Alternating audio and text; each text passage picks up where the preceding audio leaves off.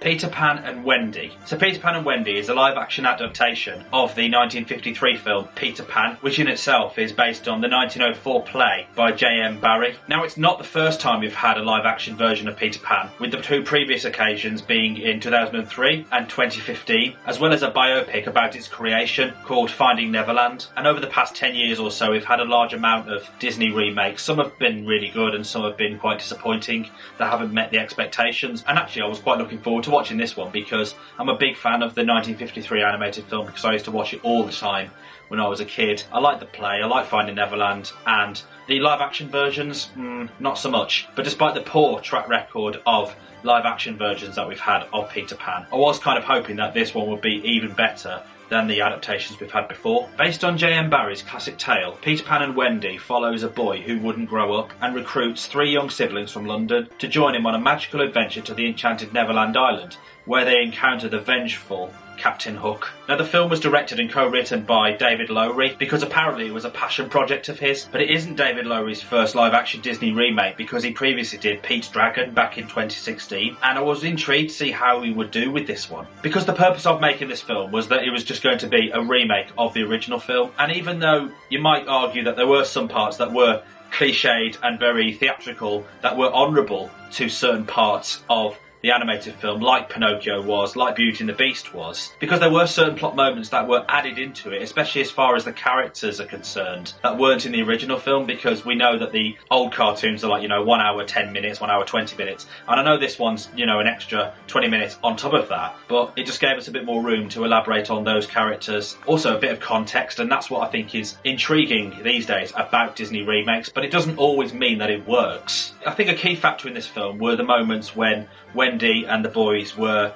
preparing to fly by thinking happy thoughts. In the cartoon, they were just told to think it, but in this sequence, there were actual visual flashbacks of them thinking those happy thoughts of, family memories and childhood and just all the things that just make them generally happy. And it is that feeling that gives them the tools that they need to be able to fly. So I thought those parts of the film were actually very good, but there were equally a lot of moments in the film that had some elaborated and more explained things in it, but they just didn't make sense. Almost to a point that it was just shoehorned in without any real kind of explanation to just add on to the running time of the story. Because it does kind of follow some similar structures to the original film, but there were certain parts in the story that weren't even there. And that's where I personally felt a little bit disappointed, because I was hoping to see a little bit more of nostalgia and a little bit of excitement and going back to my childhood in this film, because that's the whole point of making this film, really, isn't it? Let's face it. Because this story, particularly through the visuals that we get nowadays,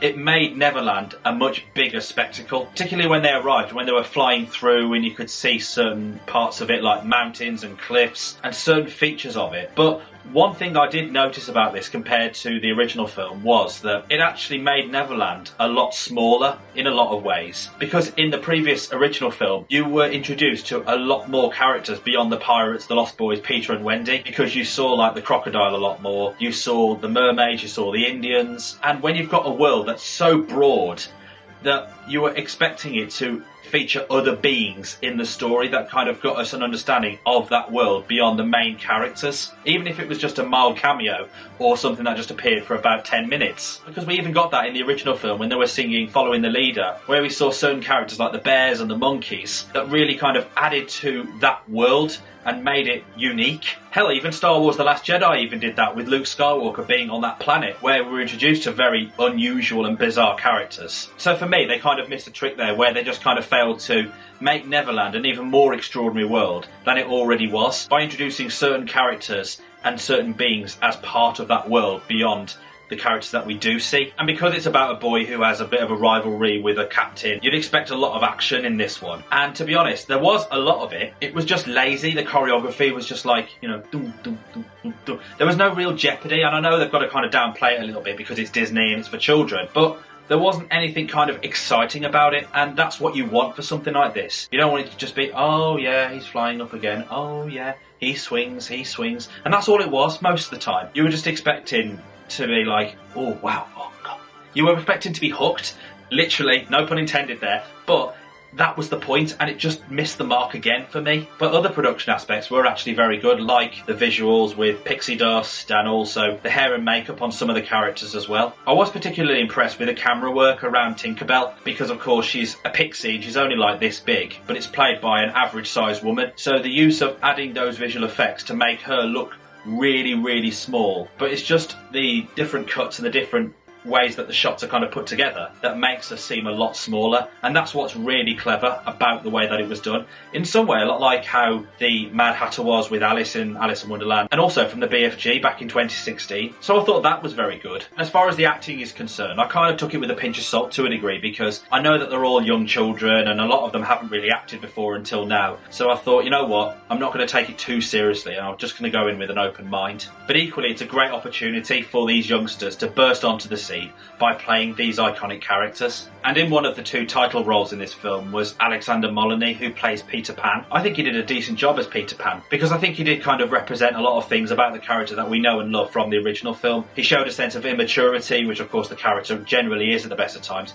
purely because he doesn't want to grow up, while also showing the heroic antics of the character. And alongside him was Eva Anderson, who played the other titular character, Wendy. Now, of course, again, I'm going to kind of bear that in mind about the age and about, you know, the fact that children acting. I think she was kind of typecast for this role because she did remind me a lot of Rachel Hurwood's performance in the 2003 live-action film. And the character of Wendy is portrayed a little bit differently in this one compared to the original film, almost to a point where she's almost the main character. She has a certain presence about her that makes her like a heroine, rather than just a young innocent girl just going along with the ride. She shows a sense of leadership, not just with the boys, but also fighting back against Captain Hook. And I thought Eva Anderson actually did a good job, and I think with a bit more experience, I think she'll go on to bigger and better things. And of course, alongside Peter and Wendy, we also had other children characters appear in this film too, including Yara Shahidi as Tinkerbell, Joshua Pickering as John Darling, and Jacoby Jube as Michael. Now onto the character of Captain Hook. He's someone who's probably the most theatrical and dramatic villain that we've probably ever seen in film, let alone in literature or on stage. And nowadays, whenever I think of a captain of a ship or a general pirate, I just think of Pirates of the Caribbean. And because we're so familiar with that,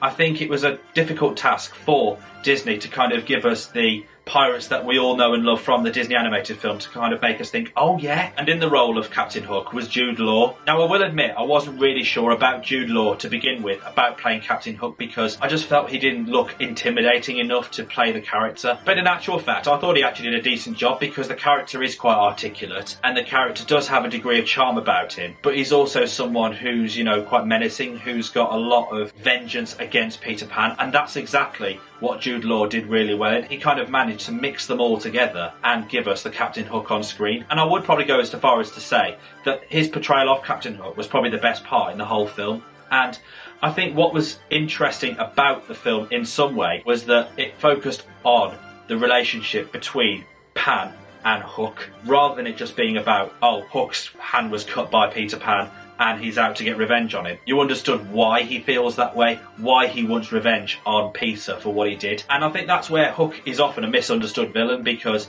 just because he's got a hook and is disabled to a certain degree, that he's almost villainised completely without any real kind of explanation as to why he's doing it. And also because it's an adult attacking a child. But in this case, the tables have turned a little bit, because as you'll find out from the film, it's focusing on the innocence of youth being, you know, damaged from Hook's point of view, and also the fact that Peter is almost living a lie by continuously living as a child. And you'll know what I mean when you watch it, but I think the dynamic there was quite interesting. But yeah, generally speaking, I thought Jude Law was actually a good version of Captain Hook, and you could tell he had a lot of fun with it. So overall, Peter Pan and Wendy is a film that could have been so much more than what it actually presented. Because when you think about Neverland, you want to be whisked away into a world that takes you right back to your childhood, where you almost never grow up, because that's the whole point of that world, right? But if anything in this film, and that's down to the action and the choreography, it actually made Neverland seem quite boring. And again, it could be because I'm older, but I wasn't enchanted in any way at all. And I sometimes find that Disney remakes are often quite lifeless, and I think that's because they try too hard, because they don't want it to be too close to the original film, but equally They're trying to create something different without kind of really explaining why they've added it. And this is where this film was a disappointment, because it did just feel flat and very soulless at the best of times. But that being said, I think it is still a film that I think kids would enjoy. So what did you think of Peter Pan and Wendy? Did you find it a little bit of a letdown compared to the original film? Or did you actually think it was actually a decent adaptation? Let me know in the comments below. And as always, if you did want to enjoy this video, then please hit that like button and subscribe for more, and have a notification bell ticked so you're notified when I upload a new video. And I'll catch you in the next one. Take care, everybody.